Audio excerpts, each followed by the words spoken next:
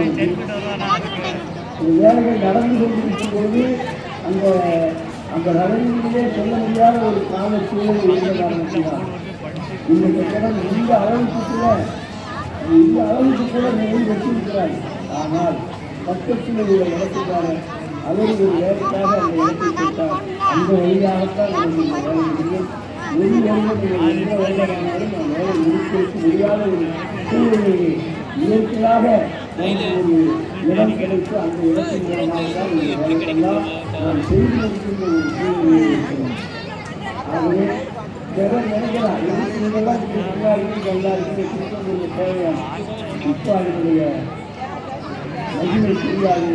ஒரு காலத்தினுடைய நிச்சயமாக அனைத்து நம்முடைய தந்தைகள் அதை நினைத்து பார்ப்பார்கள். அவர்கள் நமக்கு நினைக்கிறதாக இருக்கிறார். நிச்சயமாக இந்த வருடத்திற்கு செலவாகின்ற ஒரு தொகையை நிச்சயமாக அந்த கட்டணம் நாம் வீட்டு தரும். நமக்கு யாரையும் நம்பி இவர்கள் பணம் வரும் வராது என்ற கவலையே இல்லாமல் இந்த கட்டணத்தின் மூலமாக வரக்கூடிய வருமானத்தை வைத்து இந்த கோயில் நிர்வாகத்தை செய்ய முடியும் என்ற ஒரு தன்னம்பிக்கையை இந்த வேலைகளை செய்து